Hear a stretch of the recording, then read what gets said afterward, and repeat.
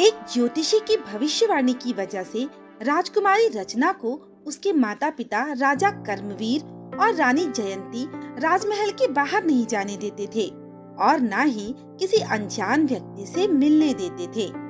वो सिर्फ अपने बड़े भाई और अपनी बड़ी बहन के साथ ही खेलती थी, जिस वजह से वो दुनियादारी की बातों से अनजान थी।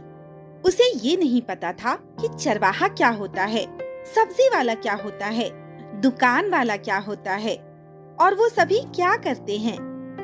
सब्जी वाला आया, सब्जी ले लो, ताजी और हरी सब्जी ले लो, सस्ते दाम में सब्जी ले लो। भैया, ये सब्जी वाला क्या होता है? तुझे इतना भी नहीं पता छुटकी? सब्जी वाला वो होता है जो सब्जियां बेचता है। सब्जियां बेचने से क्या होता है? सब्जियां बेचने से सब्जी वाले को पैसे मिलते हैं, फिर उन पैसों से अपने परिवार का भरण पोषण करता है। अब तू ये मत पूछना कि भरण पोषण क्या होता है। हाँ हाँ भैया, बताओ ना, ये भरण पोषण क्या होता है? इसके तो सवाल ही खत्म नहीं होते, इसे तो कुछ भी नहीं पता। रचना, अभी तू छोटी बच्ची है, धीरे धीरे सीखेगी। तुम दोनों भी तो कभी इसी उम्र के थे और इसी जैसे ही सवाल पूछते थे। ये जो पूछ रही है उसे वो बताओ। लेकिन माँ, लेकिन वेकिन कुछ नहीं, मैंने जैसा कहा है तुम दोनों वैसा ही करो। ठीक है माँ। मौसम अचानक बदल गया। ऐसा लगता है जैसे बहुत तेज आंधी तूफान आने वाला है। देखो ना महाराज, कितनी तेज बिजली कड़क रही है। इतने काले और घने बादल मैंने पहले कभी नहीं देखे। रचना, जल्दी से अंदर आ जाओ, बहुत तेज आंधी तूफान आने वाला है। पिताजी, ये आंधी तूफान क्या होता है? वो सब तुम्हें बाद में बता देंगे, पहले तुम अपने कमरे में जाओ।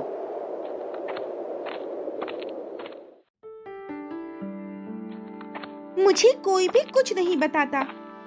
मैं जब भी कुछ पूछती हूँ तो सब कहते हैं कि बाद में बताएंगे। मैं अब कुछ भी नहीं पूछूंगी, किसी से बात भी नहीं करूंगी। लगता है आज फिर से किसी ने तुम्हारे सवाल का जवाब नहीं दिया, इसीलिए तुम इतना गुस्सा हो, है ना छुटकी? रचना राघव से पूरी बात बताती है। रचना की बात सुनने के बाद राघव उसे आंधी तूफान और काले बादलों के बारे में सब कुछ बताता है। अगर तुम बारिश में भीग जाती तो बीमार पड़ जाती। अब मैं समझ गई भैया, पिताजी इसीलिए मुझे अपने कमरे में जाने को कह रहे थे। भैया, ये आप कौन सी किताब पढ़ रहे हैं? छुटकी, इस किताब में बहुत सी परियों की कहानियां हैं, मैं वही पढ़ रहा हूँ। भैया, मुझे भी पढ़ना सीखना है। ठीक है, कल तू भी मेरे साथ चलना, गुरुजी तुझे भी पढ़ना सिखा देंगे। रचना महल से बाहर नहीं जाएगी, गुरुजी यहाँ आकर उसे पढ़ना सिखा देंगे। बच्चों, तुम जल्दी से सो जाओ, कल सुबह जल्दी उठना है। क्यों माँ, कल क्या है? कल हम सब तुम्हारे मामा जी के यहाँ जा रहे हैं। अरे वाह, फिर तो बड़ा मजा आएगा। नानी मुझे बहुत सारे खिलौने और ढेर सारी मिठाइयाँ देंगी और मामा जी मुझे नए नए कपड़े देंगे। तुम कहीं नहीं जाओगी, तुम यही रहोगी। नहीं माँ, मैं भी जाऊंगी मामा जी के घर, मुझे वहाँ बहुत अच्छा लगता है। मामा जी के घर सिर्फ सपना और राघव ही जाएंगे, तुम महल से बाहर कहीं नहीं जाओगी। एक एक दिन करके 10 साल बीत गए और 7 साल की रचना अब 17 साल की हो गई थी। इन 10 सालों में रचना को ना तो महल से बाहर जाने दिया गया और ना ही उसे किसी अनजान व्यक्ति से मिलने दिया गया। इसीलिए उसकी एक भी सहेली नहीं थी, जिस वजह से महल में सभी सुख सुविधाएं मिलने के बाद भी महल उसे कैद खाने की तरह लगने लगा था।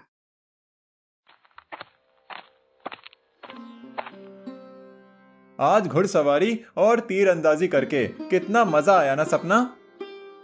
हाँ भैया, मैं तो बहुत खुश हूँ कि मैंने आपको हराया।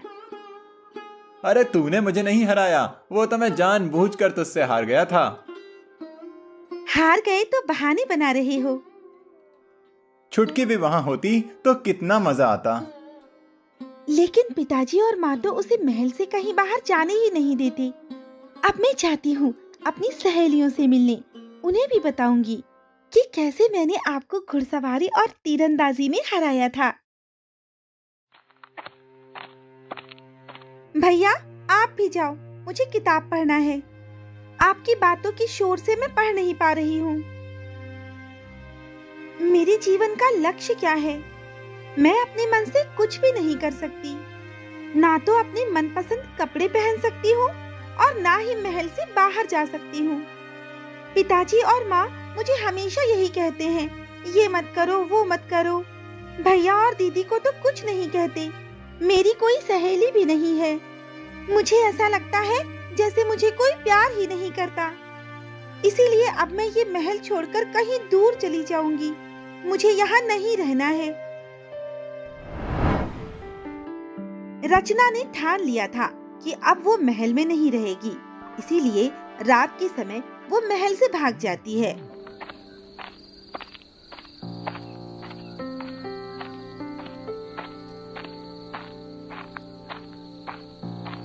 कितना घना जंगल है और यहाँ कितना अंधेरा भी है। मुझे तो बहुत डर लग रहा है। लगता है मुझे वापस लौट जाना चाहिए। नहीं, मैं वापस महल कभी नहीं जाऊंगी।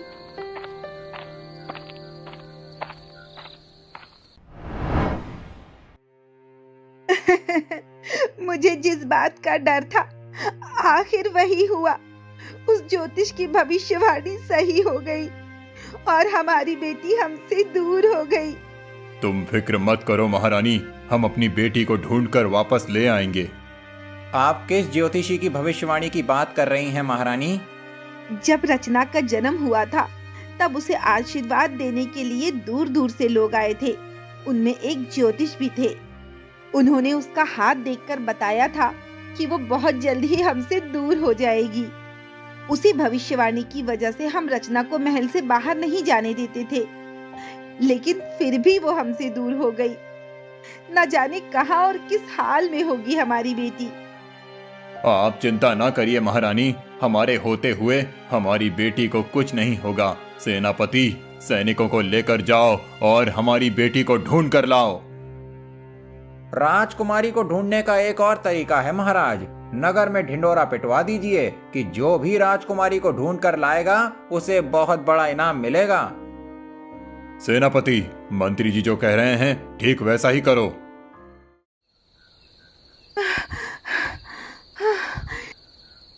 चलते चलते रात से सुबह हो गई। मैं बहुत थक गई हूँ। भूख भी लगी है। मैं क्या खाऊं? महल में तो खाने के लिए बढ़िया बढ़िया पकवान होते थे। जंगल में तो शेर भी है। जल्दी यहाँ से भागना पड़ेगा, नहीं तो वो मुझे खा जाएगा। फिर तू अपनी माँ से बिछड़ गया। देख, यहीं कहीं चल रही होगी। दादाजी, मुझे बहुत भूख लगी है। ये ले बेटा, ताजे ताजे दूध की बनी ताजी ताजी मिठाई खा ले। अरे वाह दादाजी, ये मिठाई तो बहुत स्वादिष्ट है, और दो ना। ये ले बेटा, तेरे लिए ही तो लाया हूँ, पूरी खा ले। ये मिठाई मुझे चाहिए, जल्दी से दो, मुझे भूख लगी है। बेटी, तू कौन है और यहाँ क्या कर रही है? ये मिठाई मेरे पोते की है, मैं तुझे क्यों दे दूं? मैं राजकुमारी रचना हूँ और ये मेरा हुक्म है, इसीलिए तुम ये मिठाई मुझे दे दो। तेरे कपड़ों को देखकर लगता तो नहीं कि तू राजकुमारी है। भला एक राजकुमारी इस तरह से फटे पुराने कपड़े पहनती है क्या? मुझे बहुत भूख लगी है।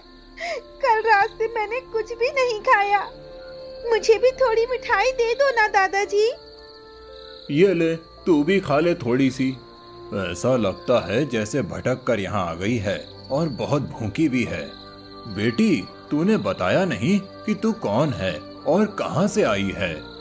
मैंने बताया तो था कि मैं एक राजकुमारी हूँ। राहुल बेटा, ऐसा लगता है जैसे शेर यहाँ आसपास ही है। जल्दी से गायों को लेकर यहाँ से चलना चाहिए। ठीक है दादाजी, मैं अभी सभी गायों को जंगल से बाहर निकालता हूँ।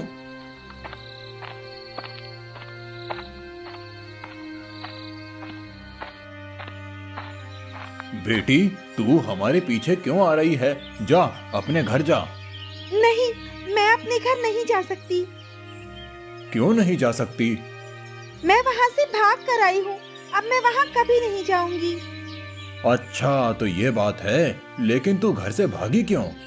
मैं अपने घर से इसीलिए भागी हूँ क्योंकि मुझसे कोई भी प्यार नहीं करता था। मुझे महल के बाहर निकलने भी नहीं देते थे। मुझे वहाँ अच्छा नहीं लगता था। अगर ये सच में घर से भागी है तो इसके घर वाले इसके लिए बहुत परेशान हो रहे होंगे। अच्छा ठीक है, तू घर मत जाना, लेकिन ये तो बता, तेरा घर कहाँ पर है? मैं सोनापुर की राजकुमारी हूँ। इसकी बातों से तो नहीं लगता कि ये एक राजकुमारी है। भला एक राजकुमारी ऐसे बेढंगे तरीके से बात कर सकती है? इसमें तो कोई शालीनता ही नहीं। लगता है ये पागल है। राजकुमारी तुम्हें हुक्म देती है, जल्दी से स्वादिष्ट खाने और ठंडे पानी का इंतजाम करो, नहीं तो तुम्हें कठोर दंड मिलेगा। ठीक है बेटी, तू मेरे घर चल। वहाँ बहुत स्वादिष्ट भोजन है और ठंडा पानी भी है।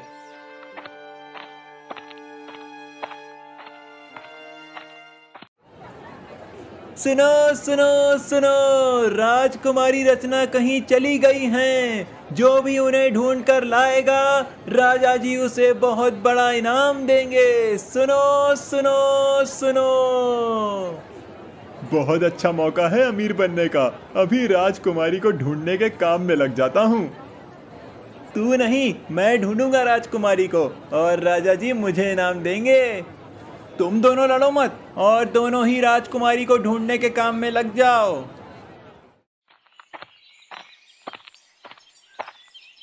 दादाजी, आप ये क्या कह रहे हो?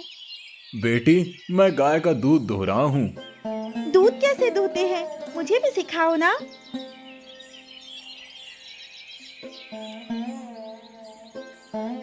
अरे वाह बेटी, तू तो बहुत जल्दी सीख गई। सीखूंगी कैसे नहीं दादाजी, राजकुमारी जो हूँ। ये अभी भी खुद को राजकुमारी ही समझ रही है। मुझे इसके माता पिता को ढूंढना होगा। वो इसे ढूंढने के लिए ना जाने कहां कहां भटक रहे होंगे। ना जाने राजकुमारी जी कहां चली गईं। पूरे शहर में उन्हें ढूंढ लिया, लेकिन वो कहीं नहीं मिली। अब तो बस जंगल और गांव ही बचा है जहां हमने राजकुमारी को नहीं ढूंढा। मैं तो थक गया राजकुमारी जी को ढूंढते ढूंढते। कितने दिनों से अपने घर नहीं गया। अब तो मैं अपने घर जा रहा हूँ। हाँ भाई, अब मैं भी अपने घर जा रहा हूँ। मुझे तो ऐसा लगता है जैसे राजकुमारी जी किसी दूसरे राज्य चली गई हैं, या किसी दुश्मन राज्य ने साजिश करके राजकुमारी जी को अगवा कर लिया है। हमारे राज्य में घुसकर राजकुमारी जी को अगवा करने की हिम्मत किसी में नहीं है। राजकुमारी जी हमारे ही राज्य में कहीं हैं। उन्हें अच्छे से ढूंढो। राहुल बेटा, मेरी बात सुनो। आज तू अकेले इन गायों को चराने ले जा। आज मुझे जरूरी काम से जाना है। मैं शाम तक लौट आऊंगा। तब तक तू इन गायों का ख्याल रखना। जी दादाजी। आज मुझे कितनी अच्छी नींद आई, किसी ने मुझे जगाया भी नहीं। महल में तो सूरज निकलने से पहले ही मुझे उठा देते थे। बेटी, मैं किसी काम से जा रहा हूँ। शाम को लौटूंगा। तेरे लिए खीर और मिठाई रखी है। भूख लगे तो खा लेना।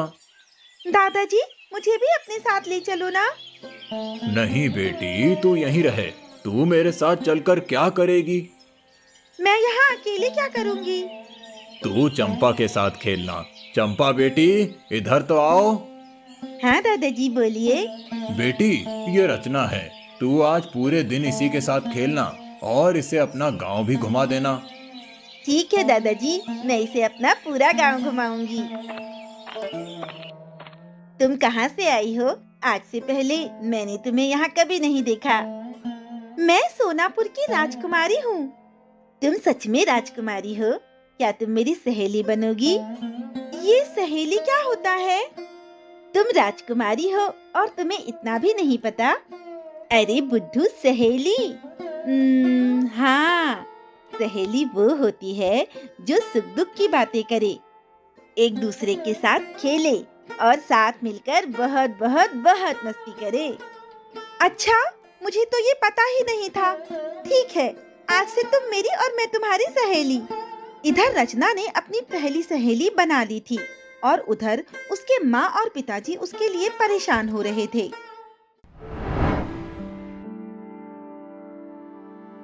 महाराज, मैंने सैनिकों के साथ मिलकर पूरे शहर में ढूंढ लिया, लेकिन राजकुमारी जी कहीं नहीं मिली। फिर तो ऐसा लगता है कि जैसे राजकुमारी जी शहर से कहीं दूर चली गई हैं। ठीक है सेनापति जी, आप हमारी बेटी को शहर से बाहर भी ढूंढिए। मुझे क्या पता था कि उस ज्योतिष की भविष्यवाणी सच हो जाएगी। नहीं तो मैं हमेशा उसे अपने पास ही रखती। न जाने कहां और किस हाल में होगी मेरी बेटी। उसने कुछ खाया भी होगा या नहीं। तुम चिंता ना करो रानी, हमारे सैनिक बहुत ही जल्द रचना को ढूंढ लेंगे। कैसे चिंता ना करूं महाराज, कितने दिन हो गए मैंने उसका चेहरा भी नहीं देखा। आप चिंता ना करो माँ, मैं जा रहा हूँ अपनी छुटकी को ढूंढने के लिए। हाँ माँ, मैं भी भैया के साथ जाऊंगी। ठीक है, जाओ, लेकिन अपना ख्याल रखना और जल्दी वापस आना। आज से पहले मैंने ये खेल कभी नहीं खेला था। तुम कहती हो कि तुम राजकुमारी हो और आज तक तुमने लंगड़ी नहीं खेली। मेरे गांव में तो सब लड़कियों को लंगड़ी खेलना आता है। हाँ, मैं बहुत थक गई हूँ। तुम इतनी जल्दी थक गई, अभी तो पूरा गांव घूमना बाकी है और फिर बाद में झरने में नहाना भी तो है। क्या हम गांव घूमने जाएंगे और झरने में नहाएंगे? चलो चलो चलो, जल्दी चलो, बड़ा मजा आएगा। चंपा रचना को पूरा गांव घुमाती है, जिसके बाद वो दोनों झरने में नहाने जाती हैं। आज से पहले मैंने ये झरना कभी नहीं देखा था और ना ही मैं कभी इस झरने के नीचे बैठकर नहाई हूँ। तुम इतनी बड़ी हो गई और तुमने आज तक झरना नहीं देखा? तुम तो कहती हो कि तुम राजकुमारी हो। भला एक राजकुमारी होकर ऐसा कैसे हो सकता है? मुझे तो लगता है कि तुम झूठ बोल रही हो। तुम कोई राजकुमारी नहीं हो। चंपा की बात रचना को अच्छी नहीं लगती, इसीलिए वो उसे शुरू से सब कुछ बता देती है। लेकिन तुम्हारे माता पिता तुम्हारे साथ ऐसा क्यों करते थे? मुझे क्या पता, उन्होंने कभी मुझे बताया ही नहीं। अब उनसे मिलना तो पूछ लेना। नहीं नहीं, अब मैं उनके पास कभी नहीं जाऊंगी। अगर मैं वहाँ गई तो वो लोग मुझे फिर से महल में कैद कर देंगे। मुझे वहाँ बिल्कुल भी अच्छा नहीं लगता। मुझे यहाँ बहुत अच्छा लगता है। अब मैं हमेशा तुम्हारे साथ रहूंगी। ठीक है, अभी घर वापस चलते हैं। कल भी तुम मुझे घुमाने ले चलोगी ना? हाँ, कल हम दोनों घूमने जाएंगे। अब मैं घर जाती हूँ। कल भी तुम मुझे घुमाने ले चलोगी ना? हाँ, कल हम दोनों घूमने जाएंगे। अब मैं घर जाती हूँ। तुझे पता है, छोटी राजकुमारी को ढूंढने राजकुमार और बड़ी राजकुमारी भी गए हैं। हाँ हाँ, मुझे भी पता है। क्या हुआ?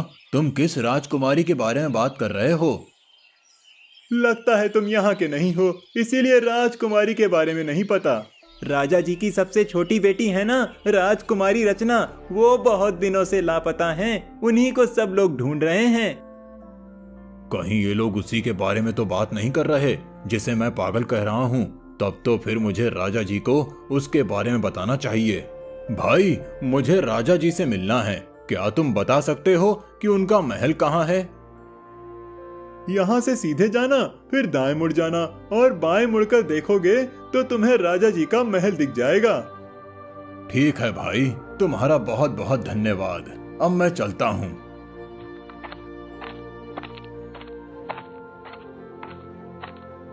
कौन हो भाई, और बिना पूछे अंदर कहाँ घुसे चले आ रहे हो?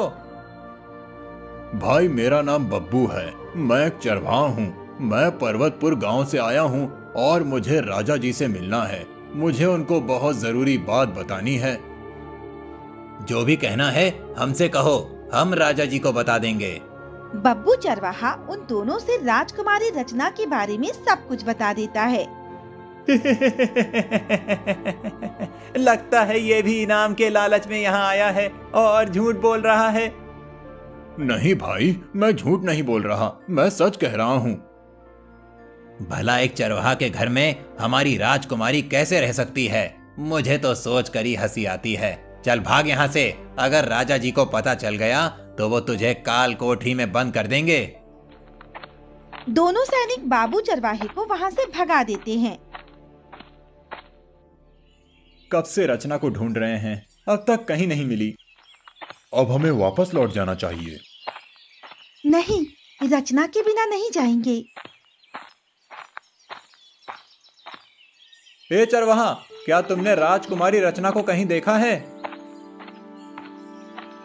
राहुल राघव से रचना के बारे में सब कुछ बता देता है और उन तीनों को अपने साथ ले जाता है।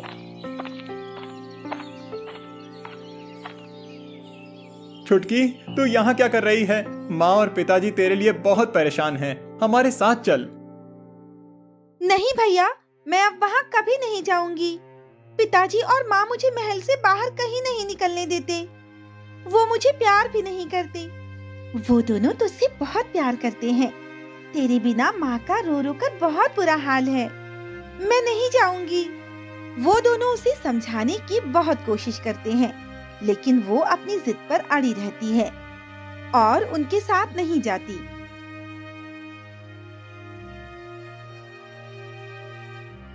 पिताजी, हमने ये पता लगा लिया है कि रचना कहाँ है। तो फिर उसे अपने साथ क्यों नहीं लाए?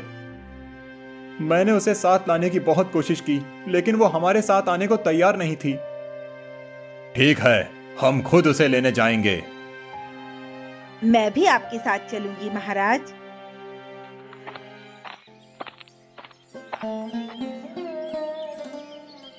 राजमहल छोड़कर हमारी बेटी एक चरवाहे के यहाँ गाय का दूध दूह रही है। बेटी, हम तुम्हें लेने आए हैं। मैं अब राजमहल कभी नहीं जाऊंगी। तेरे माता पिता तुझे बहुत प्यार करते हैं, इसीलिए वो तुझे लेने आए हैं। नहीं, मुझे कोई प्यार नहीं करता। हम दोनों तुझसे बहुत प्यार करते हैं बेटी। तो फिर मुझे महल से बाहर क्यों नहीं जाने देते थे? ना ही मुझे भैया और दीदी की तरह घुड़सवारी सिखाई, ना ही मुझे पढ़ने दिया। रचना की बातें सुनने के बाद जयंती उसे ज्योतिषी की भविष्यवाणी के बारे में सब कुछ बता देती है। मैं तुझे खोना नहीं चाहती थी बेटी, इसीलिए तुझे कभी महल से बाहर नहीं जाने दिया। महाराज, मैं बहुत दिनों पहले राजकुमारी के बारे में आपको बताने आया था, लेकिन सैनिकों ने मुझे आपसे मिलने नहीं दिया। अपनी माँ से सच जानकर रचना महल में वापस चली गई। उस दिन के बाद उस ज्योतिषी की भविष्यवाणी को नजरअंदाज करके रानी जयंती और राजा कर्मवीर ने रचना पर लगी सारी पाबंदियां हटा ली, जिसके बाद रचना ने भी अपने भाई और बहन की तरह घुड़सवारी और तीरंदाजी सीखी। वो अपनी सहेली चंपा से भी मिलने जाने लगी।